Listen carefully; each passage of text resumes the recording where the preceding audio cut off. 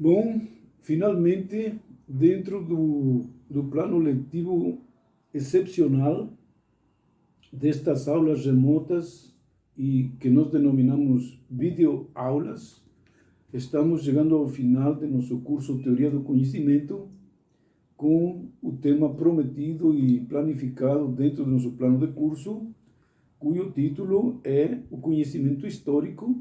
É o tema quinto que fecha praticamente nossa disciplina. E com este tema quinto, dizemos, como introdução, fazemos um balanço de todo o conteúdo de nossa disciplina, porque nesse tema quinto intervém praticamente todos os elementos que nós temos aprendido ao longo deste curso. Por exemplo, o problema da teoria do conhecimento,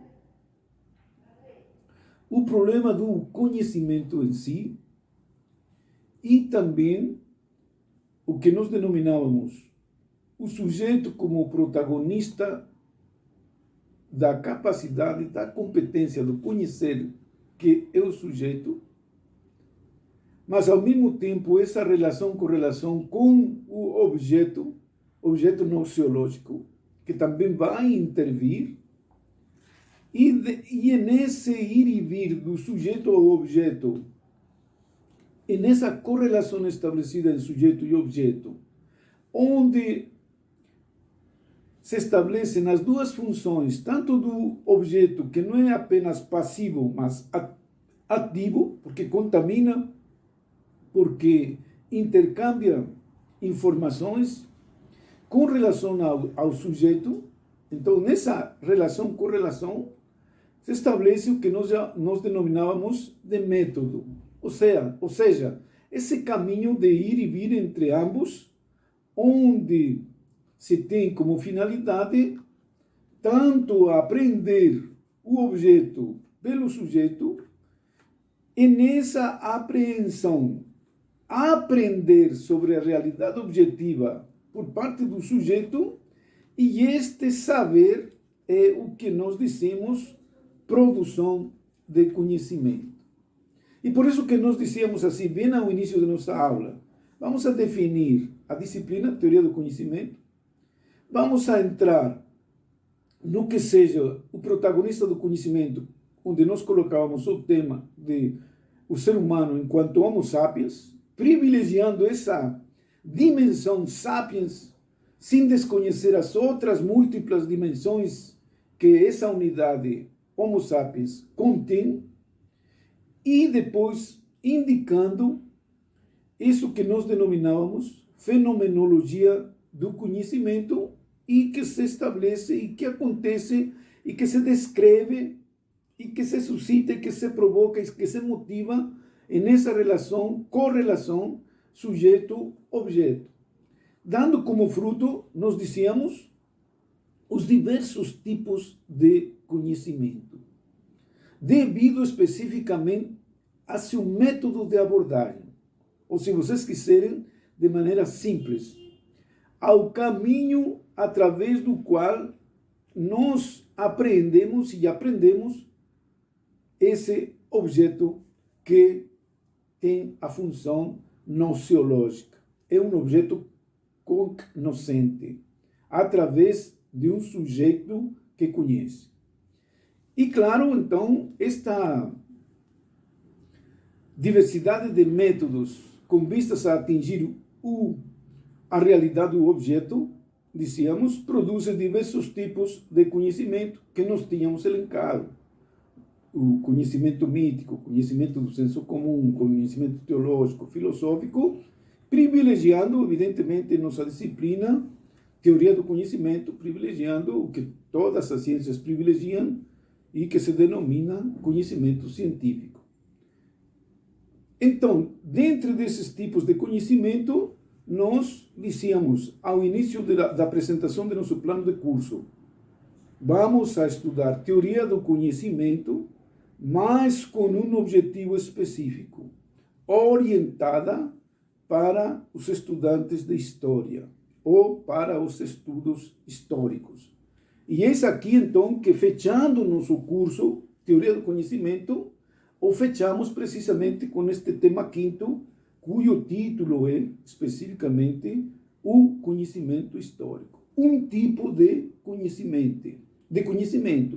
Por isso que um determinado método.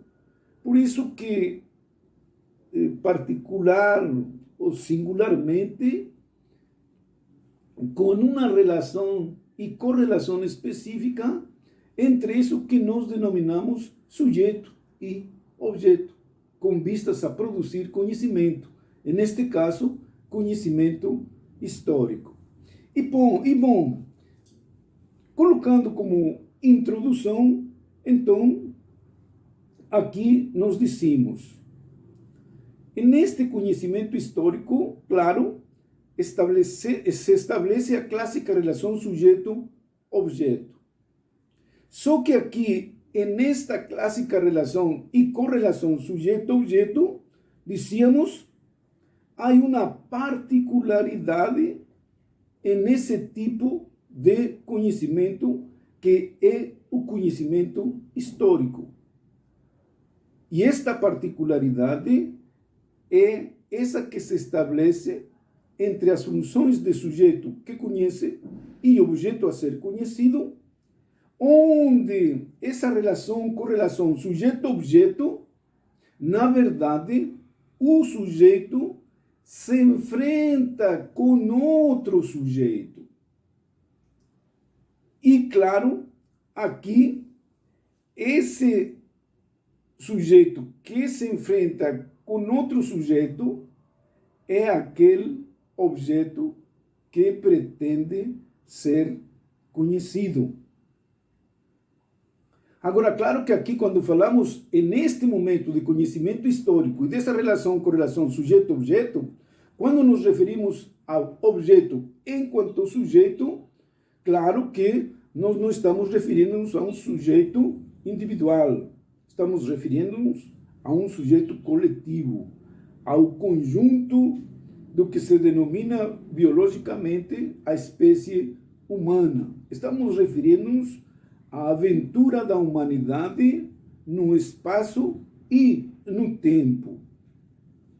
Por isto que o que se denomina aqui objeto especificamente do conhecimento histórico é a vida humana, diríamos assim, se vocês me permitem um exercício metafísico, a vida humana fazendo tomada de consciência de si mesma ou autoconhecendo-se, autoexprimindo-se e autorrepresentando-se, é nisso que se vai produzir como conhecimento histórico. Ou, por outras palavras, naquilo que vai aparecer como ciência da história. Mas então é extremamente importante sublinhar aqui que a humanidade se encontra com a humanidade. E se lembramos ao longo de nossas aulas, quando dizíamos, quando se trata de uma ciência humana, parece que se dá o encontro, se dá uma identidade sujeito e objeto. E aqui, exatamente no conhecimento histórico, é nesse conhecimento que se produz como o sujeito que conhece outro sujeito coletivo, então parece que se dá uma automanifestação, um reconhecimento desse objeto que é o próprio sujeito, mas neste caso coletivo. E por isso que aqui se fala de que o objeto de conhecimento, e neste conhecimento histórico, é a vida humana enquanto totalidade. E sobra dizer aqui, a vida humana enquanto totalidade, sublinhando que este conhecimento, por si mesmo, por seu próprio rigor, por sua própria essência, é um conhecimento universal. Então, se trata da história universal, mas, caríssimos, não no sentido de dizer assim que é uma abstração, é uma inteléquia pairando no ar, pairando nas nuvens. Não. Lembrem-se que quando falamos de método, quando falamos de sujeito, quando falamos de objeto, de realidade objetiva, de conhecimento empírico, não vou repetir todo o curso aqui, mas se trata de levar em consideração que todo conhecimento é indutivo e que parte da experiência. Então é a experiência humana que vai a ser transformada em sistematização, em necessidade e em universalidade. Ou seja, os critérios específicos de qualquer ciência. E aqui, então, se produz da vida ciência da história. Claro que aqui, nesta introdução ao nosso tema, já devemos sublinhar uma dificuldade essencial com a qual se confronta todo aquele que pretende produzir um conhecimento histórico. E esta dificuldade essencial é, claro, primeiro, levar um sujeito, por definição, livre, soberano, independente, criativo, fantasioso, imaginativo, um vulcão em erupção de criatividade, este que se quer autoconhecer, que se quer autorrepresentar, e que a todas luzes sabe que não há referente se não é um autorreferente, ele mesmo, o cientista fazendo ciência de si mesmo. Esta é, diríamos assim, a enorme dificuldade que o conhecimento histórico, ou que a produção do conhecimento histórico deve enfrentar. Ou seja, se o objeto do sujeito, quando quer produzir conhecimento histórico, é a própria vida humana, esta vida humana aparece como um vulcão em erupção de fantasia, de criatividade, de racionalidade, de imprevisibilidade, porque a própria vida, ao mesmo tempo que se vivendo, ou como diria Martin Heidegger, a vida ao mesmo tempo sendo, existindo, ela manifesta como é, ela autodiz como é, e este desafio da fidelidade à vida humana como ela é evidentemente, diríamos assim, o desafio e o esforço que teria que realizar o sujeito conhecente com relação a esse objeto que pretende conhecer, que é a vida humana. Esse sujeito conhecente, claro, quando assume o método de um processo de produção de conhecimento histórico, então, claro, é conhecido como o historiador. Então, dizíamos, a dificuldade essencial do conhecimento histórico e por parte do historiador, evidentemente, é a tentativa de transformar a vida humana em ciência. Esta ciência é a ciência da história. E então é isto que queridíssimos colegas, que nós queremos aqui praticamente desenvolver, desde logo, de uma maneira didática, pedagógica. Aparecerão muitíssimos problemas, como problema mesmo é a própria vida humana. É o próprio ser humano que, ao final das contas, é o verdadeiro agente, é o verdadeiro protagonista, é o verdadeiro sujeito dessa história, dessa vida humana que ele mesmo vai querer representá-la como ciência, como saber, e este saber e esta ciência recebe o nome de história. E é um conhecimento, por isso, histórico. Pois bem, então, nesse primeiro item, ditas estas coisas, nesse primeiro item, nós dissemos aqui que, então, o que nós pretendemos é o saber histórico, a história enquanto ciência, e colocamos aqui o primeiro item, a história enquanto ciência da história humana.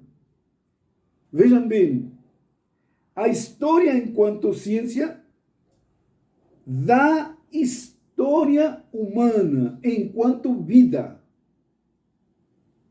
Por que nós colocamos esse item nesse primeiro ponto de nosso tema sobre o conhecimento histórico?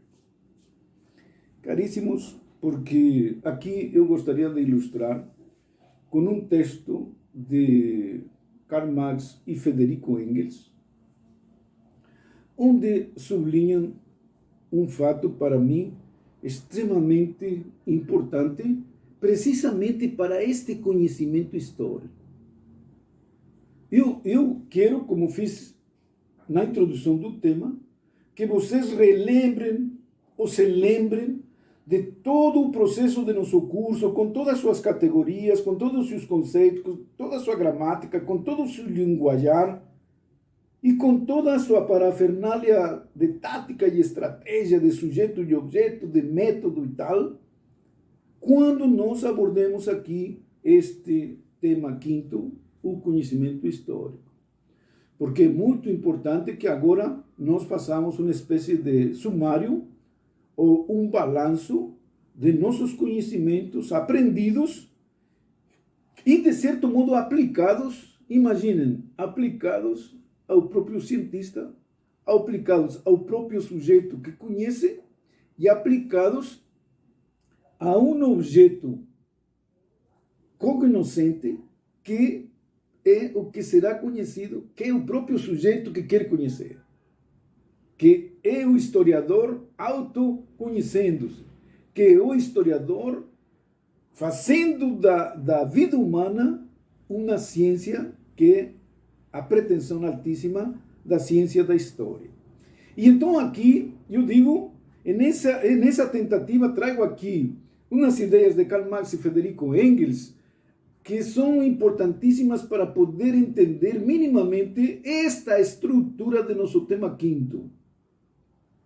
Bom, o que devo trazer aqui de Marx e Engels? O seguinte, são uns 3 pequenos parágrafos que gostaria de ler para depois desenvolver e destrinchar o mais rapidamente possível a estrutura do tema quinto. Então vejam, o que diz aqui Marx em primeiríssimo lugar?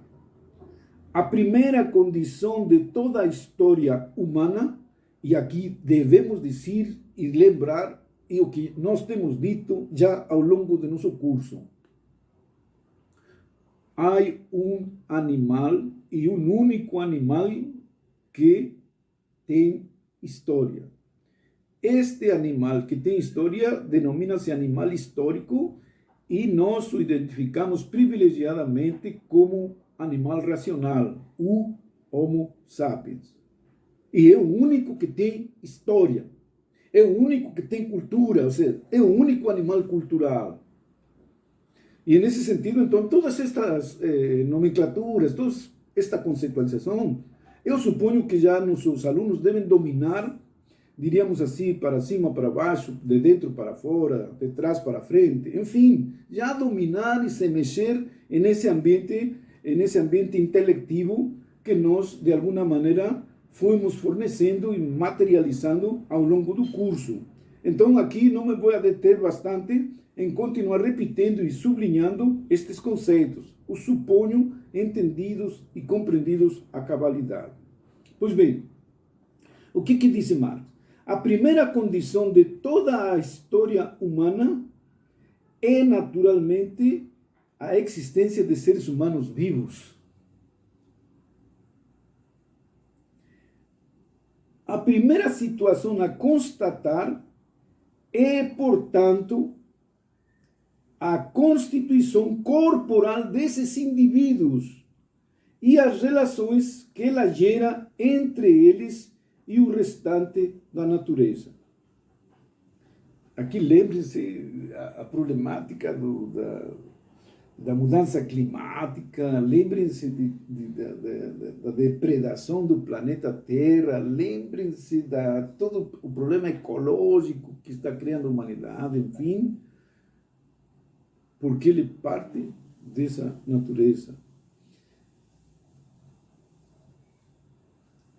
Não podemos, naturalmente, disse Marx, fazer aqui um estudo mais profundo da própria constituição física do homem, nem das condições naturais que os homens encontraram já prontas. Lembre-se do Big Bang ao Homo sapiens e do Homo sapiens para frente. Lembre-se desses conhecimentos. Nem das condições naturais que os homens encontraram já prontas, condições geológicas, orográficas, hidrográficas, climáticas e outras.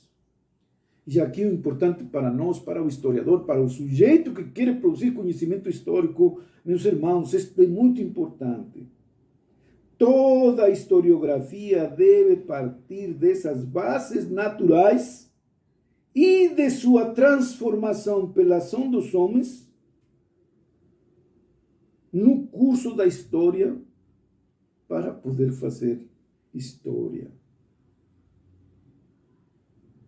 E disse mais, podem-se distinguir os homens dos animais pela consciência, pela religião, porque nós falávamos, meus irmãos, que íamos a privilegiar o Homo sapiens, o animal racional, mas havia outras dimensões do ser humano, desse animal, como era a dimensão religiosa, como era a dimensão poética, a dimensão artística, a dimensão política, a dimensão social, dimensão utópica. Então, tudo aqui Marx traz junto e disse, podem-se distinguir os homens dos animais pela consciência, pela religião e por tudo o que se queira.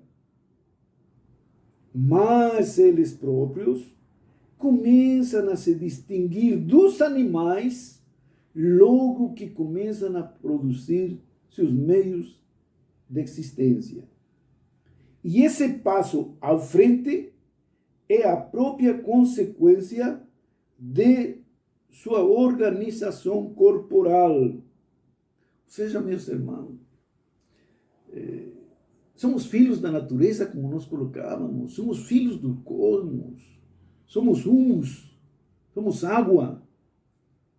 Diziam aquele Capitão Spock de Jornada nas Estrelas, quando uma menina que não era terrestre queria namorar um terráqueo, aí dizia, mas como é que você se namora desse aí que é apenas um saco de carbono e água? Porque nós sabemos que nós somos 70% de água e 30% de carbono. É isso que somos. Mas é isto que está sublinhando aqui Marx. Ao produzirem seus meios de existência, os homens produzem indiretamente sua própria vida material.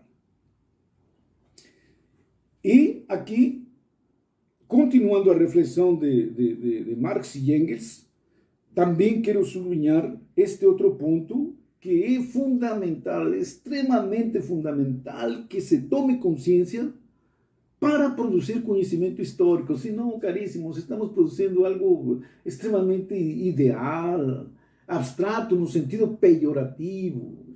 Estamos produzindo, de certo modo, nada. Estamos produzindo uma coisa oca, uma coisa vazia. É um palavrôrio. Marx dirá, se acaba aqui o palavrôrio. E disse o seguinte, sim, aqui vou então a colocar estas palavras que Marx disse sobre esse palavrôrio. Diz, é aqui que termina a especulação. É na vida real que começa, portanto, a ciência real, positiva, a análise da atividade prática, do processo do desenvolvimento prático dos homens. Cessam as frases ocas sobre a consciência para que um saber real o substitua. É necessário levar em conta as condições materiais de existência e, sobretudo, e como ponto de partida fundamental, a corporalidade. É isto que Marx sublinha como ponto de partida do conhecimento histórico. E disse o seguinte, somos obrigados a começar pela constatação de um primeiro pressuposto de toda a existência humana.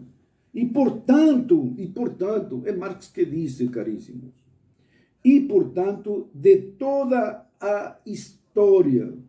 Ou seja, o de que todos os homens devem ter condições de viver para poder fazer a história.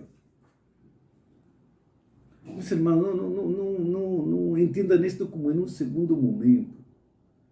Esse negócio de ter condições de viver para poder fazer história não é em um segundo momento. Não. As condições de poder fazer história, elas estão presentes, elas são contemporâneas, elas são ao mesmo tempo e no mesmo espaço da vida. Vivendo já se está fazendo história. Por isso que ele disse o seguinte: mas para viver é preciso, antes de tudo, beber, comer, morar, vestir-se e algumas outras coisas mais.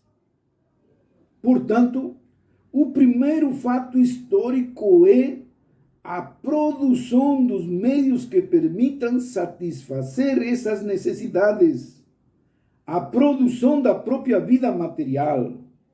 E isso mesmo constitui um fato histórico, uma condição fundamental de toda a história, que se deve, ainda hoje como há milhares de anos, preencher dia a dia, hora a hora, simplesmente para manter os homens com vida.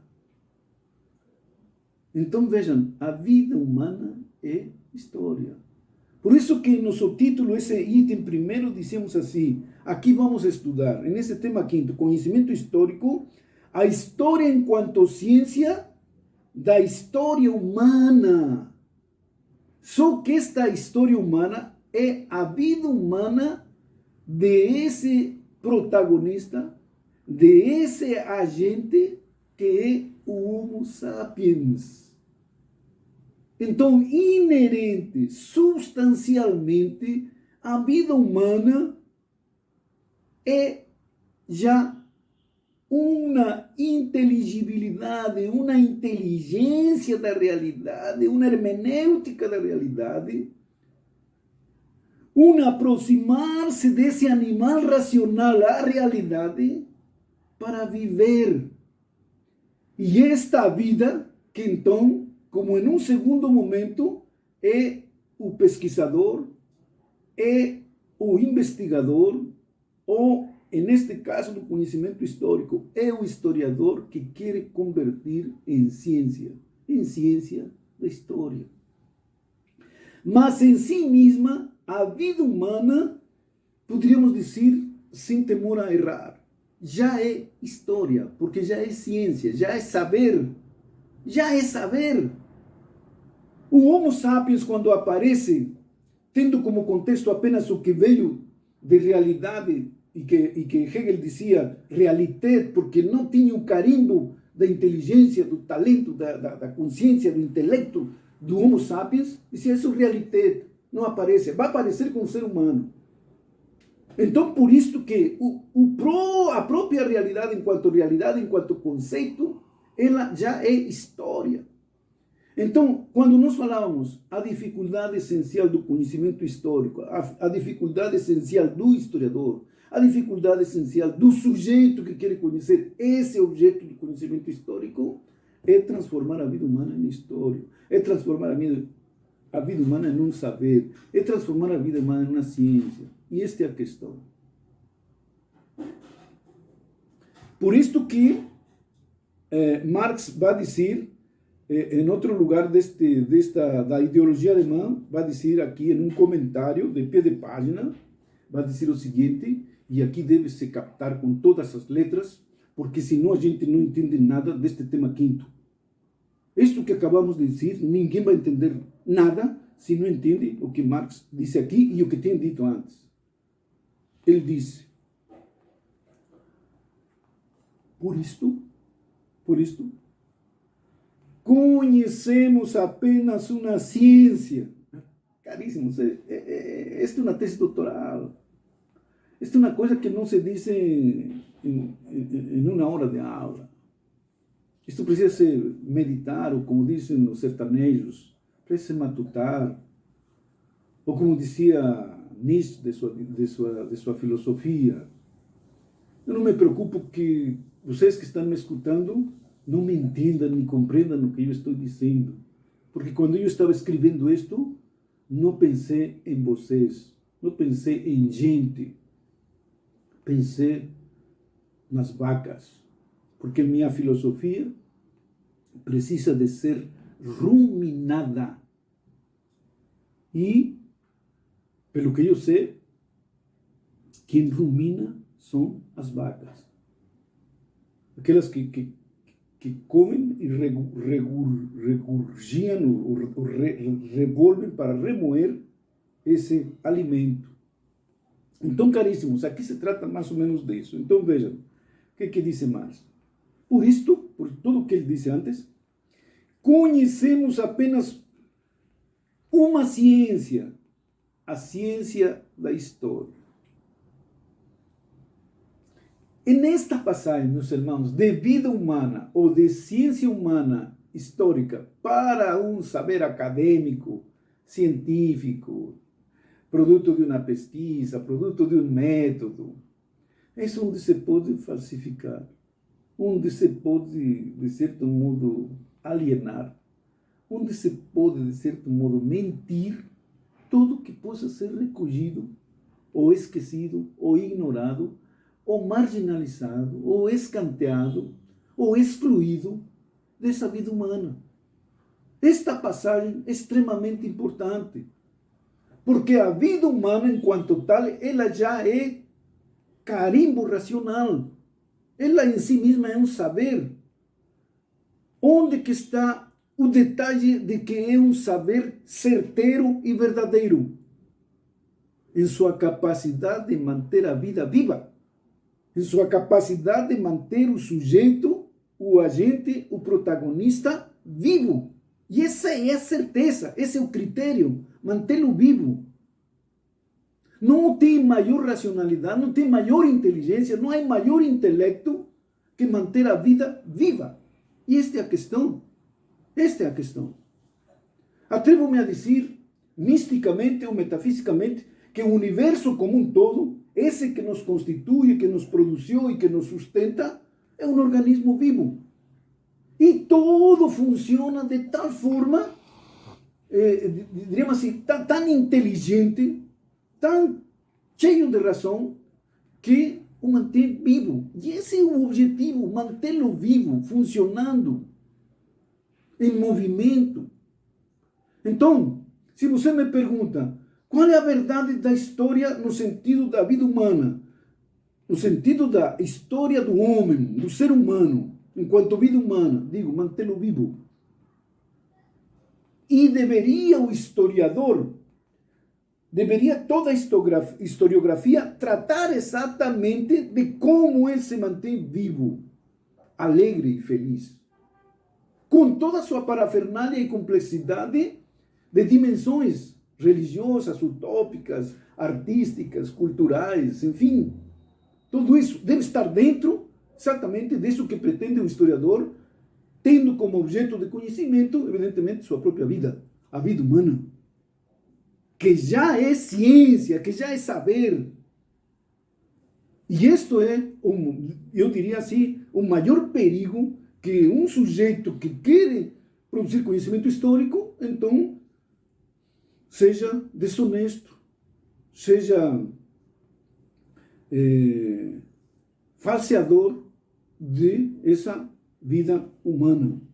Então, repito aqui, para fechar esse primeiro item, conhecemos apenas uma ciência, a ciência da história. A história pode ser examinada sobre dois aspectos. Pode ser dividida em história da natureza e história dos homens. Aqui eu digo junto com Marx, não é que Marx não conhecesse isso, eu digo aqui apenas que podemos falar de história da natureza porque há história humana. A história da natureza é dita, por outras palavras, também história humana. E só há história da natureza porque há história humana. Porque há alguém que faz. A natureza em si mesma não produz história. Em si mesma, não. Quem produz, quem é animal, quem é natureza histórica, é o ser humano. Então, temos história da natureza porque temos história humana.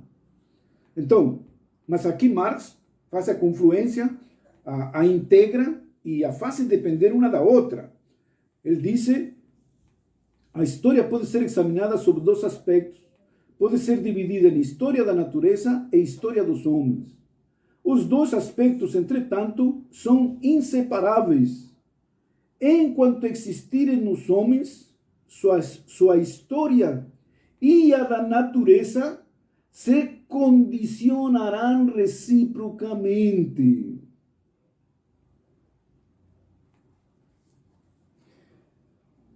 Com isto, caríssimos, de certo modo terminamos este primeiro item.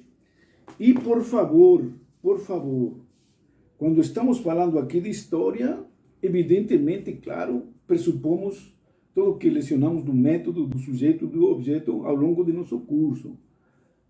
Então, não precisamos sublinhar aqui que, como dizem alguns manuais, que a história é uma pesquisa que se apresenta em um relatório e que, então, é uma ciência produzida pelo pesquisador e tal. Não, isso nós já sabemos. E uma coisa que eu quero alertar aqui nesse item 1.1 é o fato de que não quero levá-los, vocês são estudantes universitários, e eu posso falar com vocês, não faria com os estudos de primário, não exporia dessa maneira, nem possivelmente com o secundário, exporia dessa maneira este item do conhecimento histórico, mas quero sublinhar aqui o fato de que não se deve confundir, evidentemente, e se deve distinguir didática e pedagogicamente o que classicamente se diz. Olha, a vida humana, ela está dividida em pré-história e história. E então a história começa com a invenção da escrita 3.000 ou 4.000 anos antes de Cristo. E o que aconteceu anteriormente, a invenção da escrita, claro, tem diversas datas nas diversas culturas, nos diversos povos, nos diversos espaços geográficos do planeta. Nem todos inventaram a escrita 3.000 ou 4.000 anos antes de Cristo.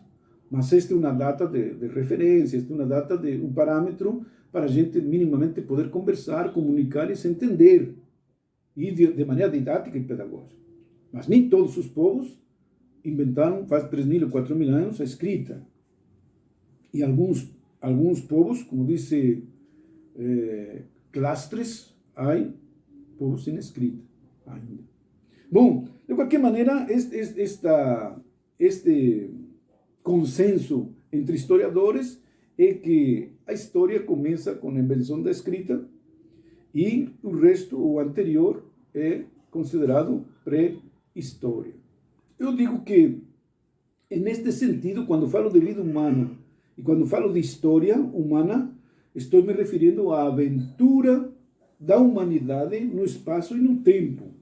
Por isso que, neste conhecimento histórico, não estou levando em consideração essa divisão entre história e história. Estou levando em consideração a presença do ser humano no universo, a presença do ser humano no planeta. E desde que começa a se manifestar como sapiens, como animal racional, como animal cultural, como animal histórico, então, a partir daí, nós dizemos, começa a aparecer a vida humana e, se me permitem, produzida por um ser inteligente, então aparece como um saber que se denominará história humana.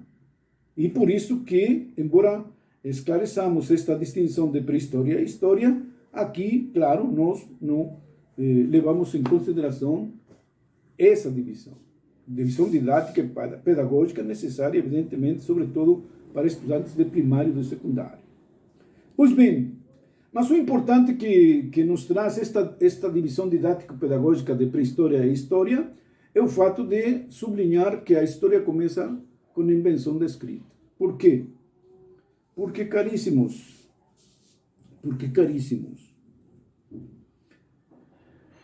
exatamente nesta produção da história enquanto ciência, deve-se levar em consideração que, mantendo a estrutura da relação e correlação sujeito-objeto, e não quero outra vez estar dizendo, neste tema de conhecimento histórico, qual é o objeto, já sabemos, mas nesta relação, correlação sujeito-objeto, sempre se diz que a história é a ciência do estudo do passado. Dificilmente é história do presente, porque no presente está acontecendo a vida humana, ou está acontecendo a história humana. E para efeitos científicos, sempre se diz, é necessário guardar uma distância do tempo, é necessário esperar, é necessário deixar a maré se acalmar, é necessário passar a tempestade, vir a calmaria, para, de alguma maneira, poder valorizar, poder registrar e fazer a tomada de consciência do acontecido. E nesse sentido, então, claro, aqui deve-se privilegiar que a história é privilegiadamente um saber do passado, uma ciência dos homens no tempo e no espaço, mas passado. Por isso que aqui especificamente, quando falamos dessa relação sujeito-objeto, não falamos que o sujeito se relaciona imediatamente com esse objeto presente, imediato, instantâneo, contemporâneo. Na contemporaneidade está se vivendo, está se fazendo história humana, mas como vida.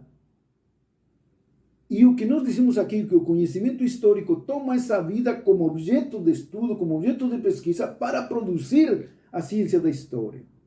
E nesse sentido, dizemos, a relação, neste tema quinto, conhecimento histórico, a relação sujeito-objeto tem que ter como mediação, ou tem como mediação, ou tradicionalmente tem como mediação, os documentos.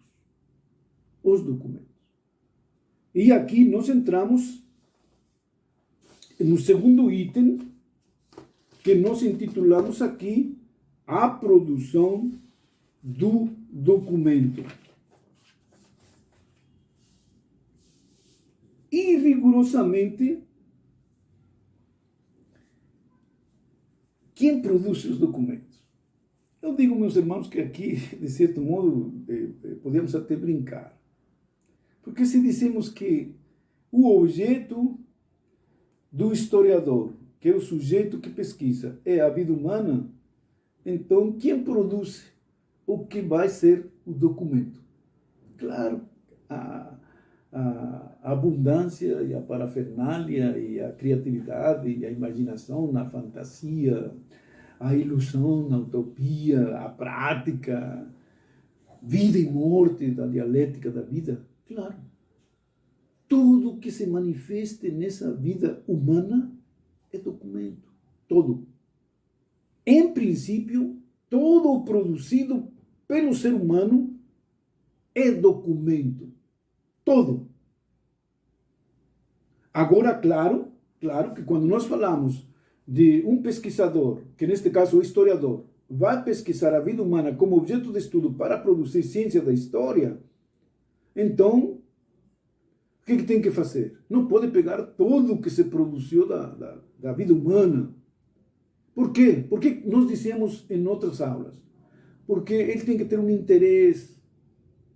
Porque há coisas que lhe interessam, que lhe chamam a atenção. E, embora todo seja documento, em princípio, ou em si, ele precisa torná-lo objeto de conhecimento.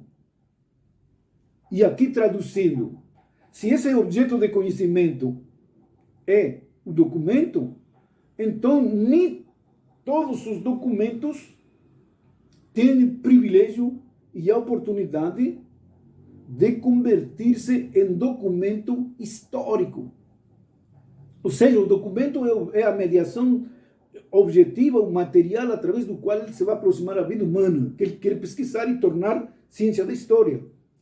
E isso produz muitos documentos. Tudo o que o ser humano produz é documento, em princípio. Mas na hora da investigação, na hora da pesquisa, na hora do historiador se deve usar para produzir conhecimento histórico, então privilegia determinados documentos e os transforma em objetos de conhecimento e que tecnicamente se diz, nesta tentativa de conhecimento histórico, de produzir conhecimento histórico, denomina-se documento histórico. Então, agora, dizemos,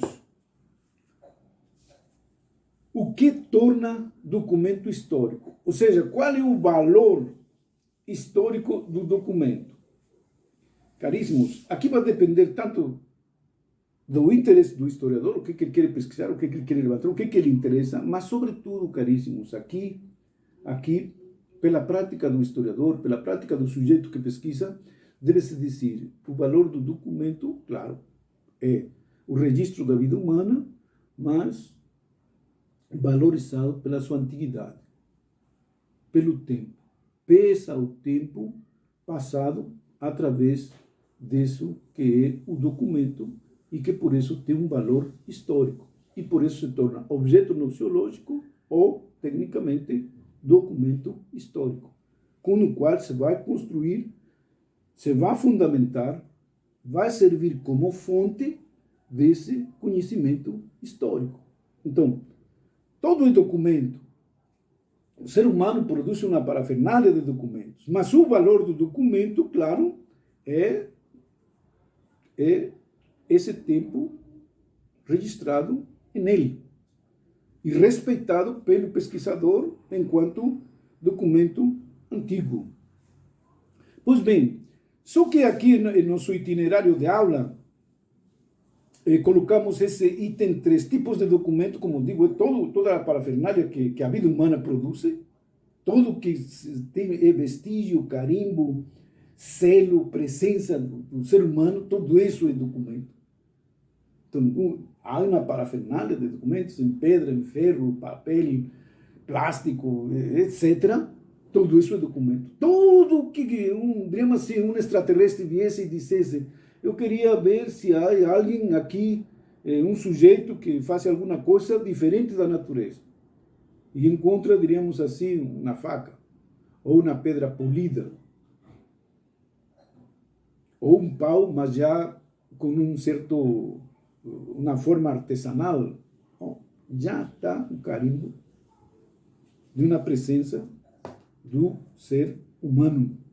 E por isso que, claro, em princípio, toda manifestação do animal humano, enquanto animal cultural e, consequentemente, animal histórico, e, sobretudo, animal vivo, este tipo de animal vivo, então, tudo é documento.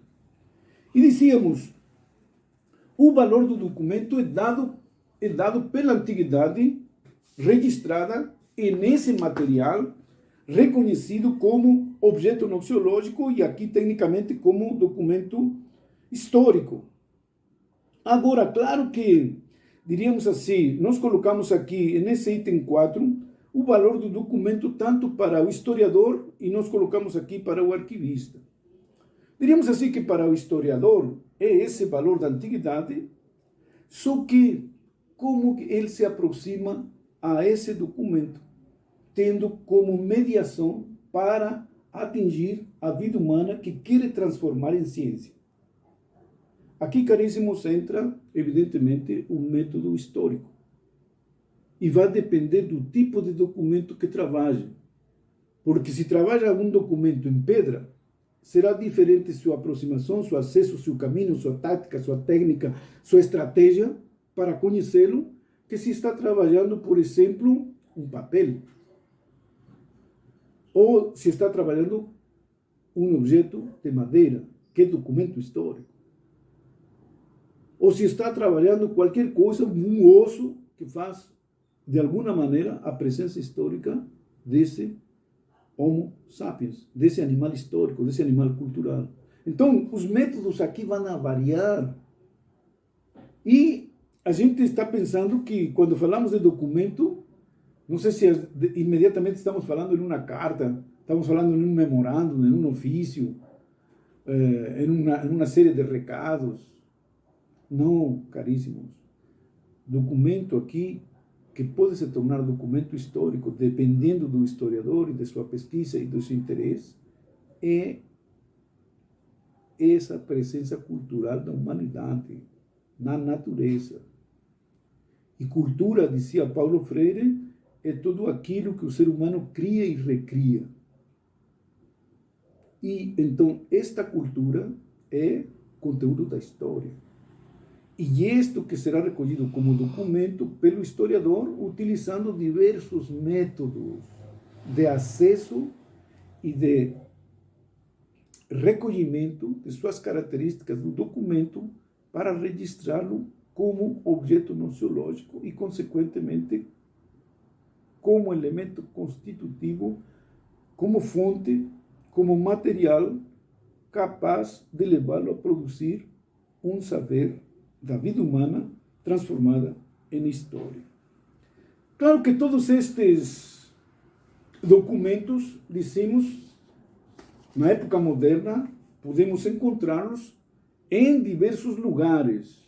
Não precisamos sempre estar fazendo uma pesquisa de campo, ou seja, ir às cavernas, ir a cavar nos desfiladeiros, nas ribeiras dos rios, para encontrar os documentos históricos. Muitos deles, dependendo, do interesse do historiador, do interesse do pesquisador, eles já se encontram em determinadas instituições criadas, institucionalizadas, apropriadas, com todas as condições climáticas e de conservação e de preservação já institucionadas pela sociedade. E este tipo de instituições, eu elenquei aqui, que nos levam precisamente tanto à administração, como à conservação, à preservação e à ordenação e classificação dos documentos. Você pode chegar ao Arquivo Nacional e solicitar, diríamos assim, as cartas de Dom Pedro I e estarão lá já classificadas, ordenadas, codificadas, de tal forma que o arquivista já não tem muita dificuldade de entrar em um mar de documentos e de papéis, onde ainda vai procurar aquelas cartas de Dom Pedro. Não, elas já estão todas codificadas, catalogadas e ordenadas. E aqui entra, evidentemente, o arquivista com seus próprios métodos específicos profissionais de levar estes documentos, seja em isso que ele denomina arquivos correntes, esses que estão ao dia, arquivos intermediários, aqueles que já vão sendo relegados para ser guardados, e aqueles que ele denomina arquivo permanente, ou seja, documentos antigos que normalmente não se utilizam e que somente estão ao serviço de pesquisadores que se interessam por determinado tema de essa pesquisa na história. Então, o arquivista sabe como levar essa papelada, esses documentos para o arquivo permanente, para o arquivo intermediário e para aquele arquivo corrente. E, sobretudo, o arquivista vai ter também a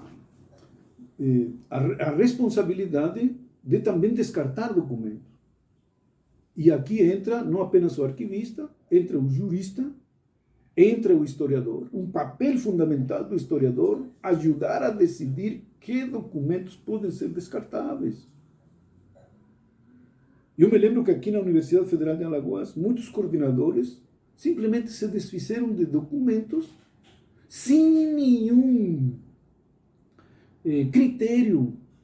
Não reuniram nem convocaram o diretor do arquivo, sequer para decidir, ou para dar um critério, ou para dar uma opinião de dizer que documentos poderiam ser descartáveis. Simplesmente se descartaram.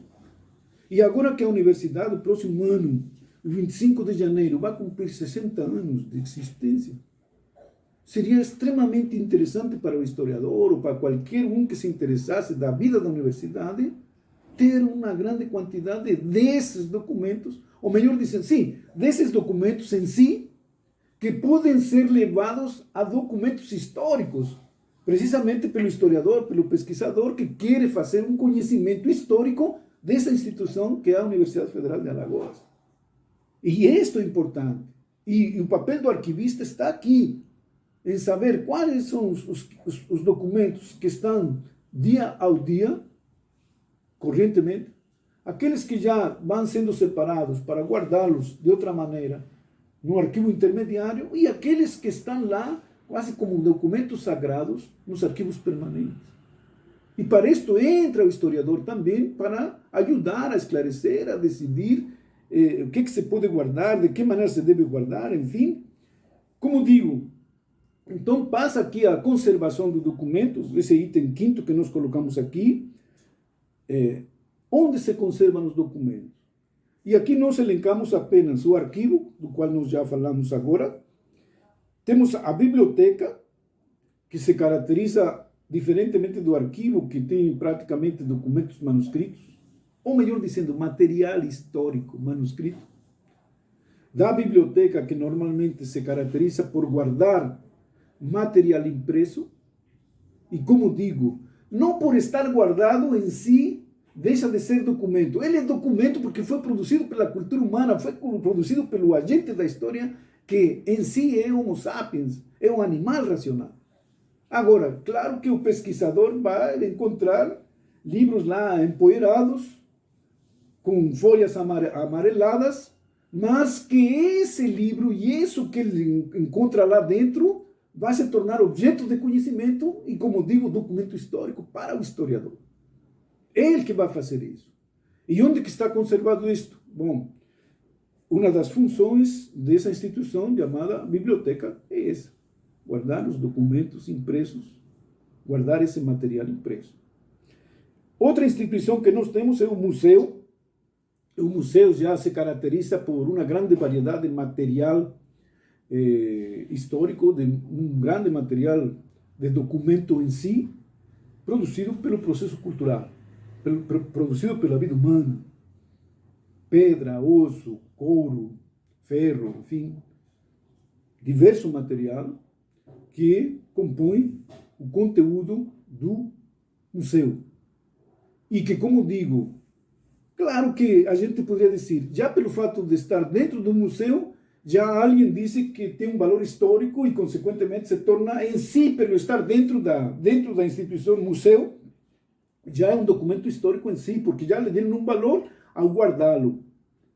Mas então eu digo, quando o pesquisador, quando o historiador quer fazer conhecimento histórico e produzir ciência da história, pode encontrar exatamente esse material em si, documento cultural da humanidade, trazê-lo para objeto museológico ou documento histórico e fazer parte, evidentemente, de seu processo de conhecimento, de seu processo de pesquisa e torná-lo ciência da história. Então temos um museu e, mais recentemente, temos o que se conhece como centros de documentação e informação.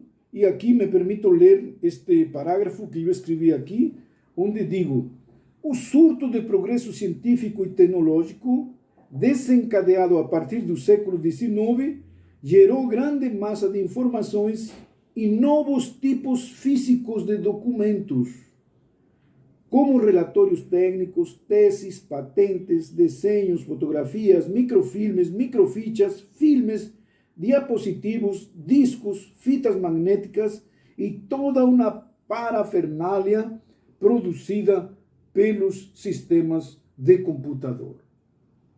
Então, isto, digo, basta para, de alguma maneira, sublinhar o que se pode encontrar nesses centros de documentação e informação, que caríssimos. A diferença tanto do arquivo, como da biblioteca, como dos museus, estes centros de documentação e informação não apenas conservam documentos, não apenas são depósito de informação, de dados. Não, meus irmãos, a parafernália científico-tecnológica é capaz de, a partir desse depósito de informações, produzir conhecimentos, melhor dizendo, produzir documentos. Esses centros de documentação e informação são capazes de produzir documentos. Por quê? Porque este desenvolvimento científico-tecnológico a nível de informática, a nível de computação, de cibernética, produz documentos de tal forma que a gente possa falar de que os documentos físicos, os documentos reais, a realidade documental passou também a ser uma realidade virtual. Há documentos virtuais. E tudo isto devido, evidentemente, ao desenvolvimento científico-técnico da cibernética, da informática, da robótica, etc, etc. E tudo isto está transformando, evidentemente, a biblioteca, a biblioteconomia, está transformando o arquivo, a arquivologia, e está transformando também o museu e a museologia. Pois bem, então, dito isto, sublinhamos o fato de que, dado que não se pode fazer, de certo modo, sem distanciamento dos acontecimentos, dizemos, privilegiamos aqui, no conhecimento histórico, na produção do conhecimento histórico, a mediação entre sujeito e objeto do documento. O documento é a fonte que será a base, o fundamento de produzir ciência da história. E por isso que os historiadores do século XIX, que se diz que fundaram a história como ciência, eles, pegando desde Augusto Comte até Leopoldo von Ranke, eles registram que a história se faz com documentos. Tudo isso tem sido muito criticado, e aqui nós não vamos entrar em tanta crítica que se tem feito, porque eu sempre critiquei também que aqueles que criticam que o positivismo, que a história do século XIX é um método ultrapassado, que não se faz mais história desse jeito, quando eu vou ler suas produções culturais ou livrescas, encontro que são positivistas, possivelmente até de uma maneira mal feita, que como se tinha feito no século XIX. Exatamente privilegiando, idolatrando o documento. E quando chego a dialogar com algum deles, ele sempre vai dizer assim: mas este livro não tem documentos, cadê suas fontes?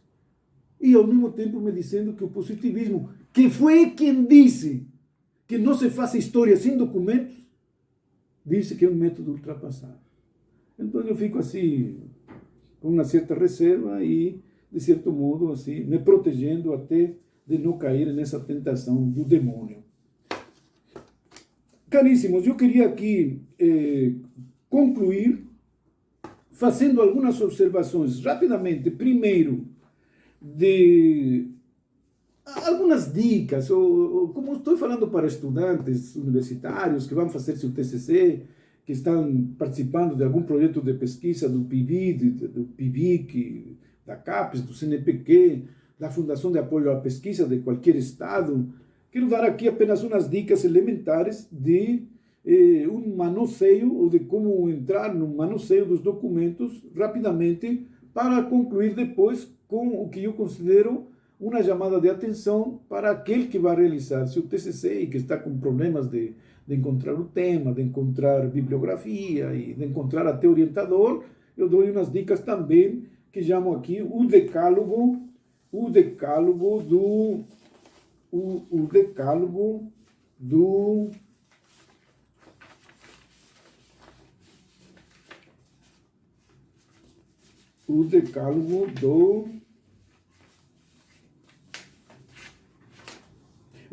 do pesquisador. Então, primeiro, as dicas para quem vai trabalhar com documentos, seja na biblioteca, no museu, no arquivo, enfim. Primeiro, conhecer a origem dos documentos, estudar o funcionamento da máquina administrativa para entender o contexto de produção dos documentos, dependendo da instituição, biblioteca, museu, arquivo e centro de documentação e informação. Descobrir onde se encontram os papéis que podem ser úteis para a pesquisa. Terceiro, preparar-se para enfrentar as condições de trabalho do arquivo escolhido, cheio de poeira, de ácaro, enfim, etc. Localizar as fontes no arquivo com base em instrumentos de pesquisa e investigações adicionais, munido de muita paciência. 5. Usar luvas, máscaras e avental no contato direto com os documentos. 6. Manusear os papéis com cuidado, respeitando seus limites. Trabalhar com lupa de aumento e régua leve. Colocar sobre o documento frágil uma folha de papel sulfite. 7. Manter os documentos guardados na ordem encontrada. 8. Assenhorear-se da caligrafia e das formas de escrita do material. Se for o caso, aprender paleografia e idiomas. Paleografia, idiomas e outras técnicas de pesquisa. 9. Aprender e aprimorar-se em técnicas de levantamento, seleção e anotação do que é interessante de registro das referências das fontes para a futura citação. 10. Observar as regras existentes para transcrições e edições.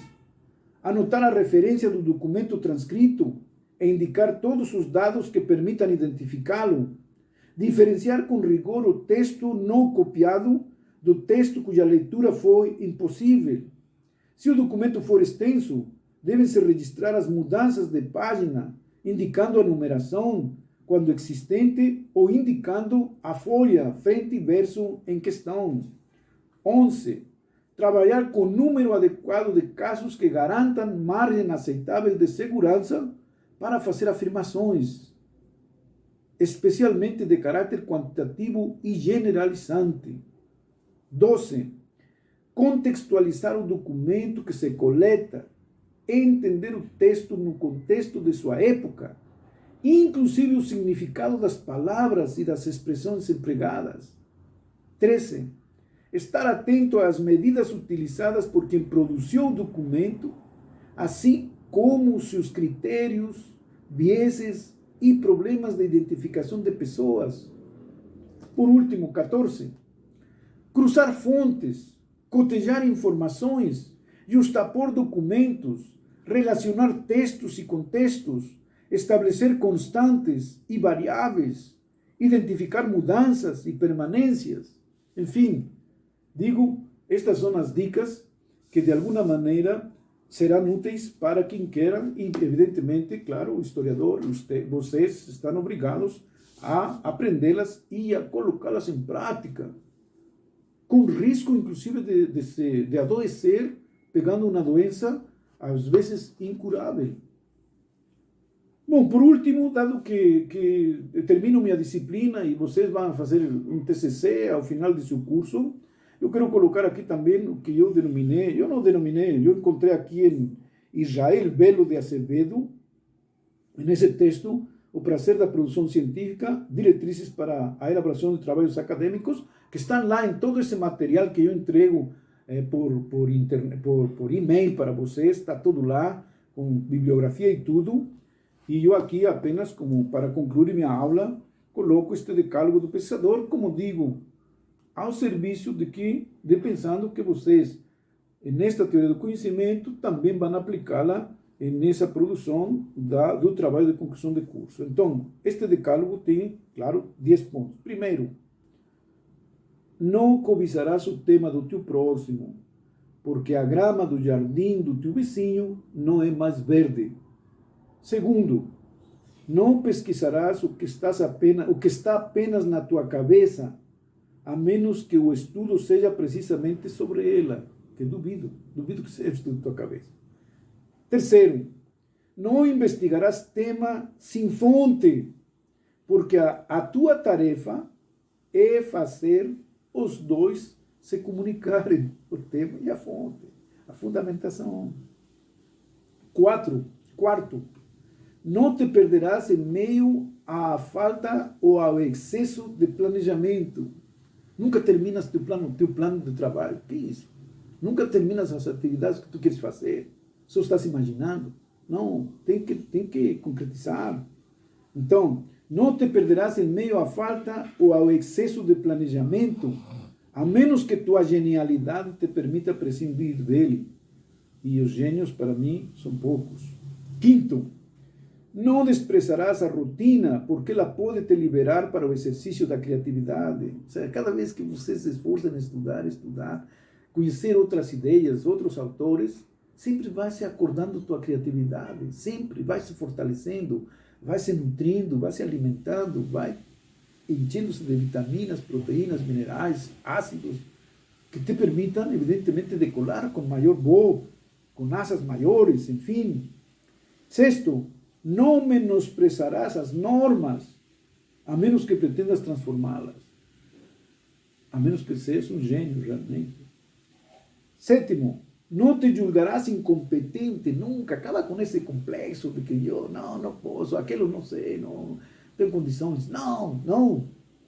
Sétimo, não te julgarás incompetente porque não és, até prova em contrário. A não ser que tua preguiça, então, diga realmente que você é incompetente. Oitavo, não escreverás uma obra-prima. Aqui, por exemplo, vale muito isto para quem está fazendo um TCC. Não vai querer superar a Caio Prado Júnior, por exemplo.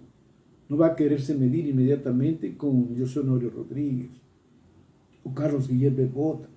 Não, vai ser um trabalho bem fundamentado, bem estudado, sabendo colocar uma palavra atrás outra, utilizando determinadas fontes e dando conta de um tema que não necessariamente no caso do TCC, é a invenção e a descoberta de algo que não existe no saber científico. Não se lhe pede isto a quem conclui e apresenta sua graduação com um TCC. Então, não escreverás uma obra-prima, a menos que estejas maduro para produzi-la. Noveno ou nono, não farás uma colcha de retalhos, porque és capaz de um trabalho verdadeiramente intelectual. Claro, aí a gente tem que ter muito cuidado que apenas seja uma coleção de citações sem nenhuma reflexão pessoal. Não. Mesmo com essas fontes, deve-se ver que a construção no seu conjunto, na sua totalidade, é tua. E que quem te leia saberá identificar que é teu trabalho. Isto é muito importante. E décimo, não ignorarás os teus leitores. Deve-se saber para quem você está escrevendo isso. Para quem você está escrevendo. Porque a linguagem que você utilize e as fontes que você utilize e o modo de dizer que você faça será, evidentemente, direcionado para quem você está falando. Então, não ignorarás os teus leitores, a menos que te aches mais importante do que eles. Caríssimos, com isto nós terminamos nosso curso, com esta 10ª aula, e agradeço que vocês me tenham suportado nestas videoaulas, mesmo a controle remoto, através do YouTube, do Google, colocam Alberto Iba Flores e vão encontrar as 10 aulas que estão disponibilizadas tanto para os estudantes que estão matriculados na disciplina de Teoria do Conhecimento, bacharelado e licenciatura, como para o público em geral. Eu não tenho nenhum complexo de liberá-lo para o público e gostaria de que quem nas escutasse e quem prestasse atenção também contribuísse com suas orientações críticas, com suas contribuições informativas e com vistas a aprimorar cada vez mais estas 30 horas aulas de Teoria do Conhecimento que, como digo, são breves pinceladas endereçadas para estudantes de História. Muito obrigado. E nossa avaliação será escrever 3 folhas comentando este tema 5º, que é o conhecimento histórico. Vocês vão me mandar em janeiro, por e-mail, a meu e-mail, esses que vocês têm, me mandarão 3 folhas comentando este tema 5º. E esse comentário será nossa avaliação que eu colocarei no caderno de notas que vocês receberão também em janeiro. Então, agradeço sua presença, agradeço ter me escutado estas 10 aulas e parabenizo a todos aqueles que participaram deste brevíssimo curso de Teoria do Conhecimento. Muito obrigado e até outra vez.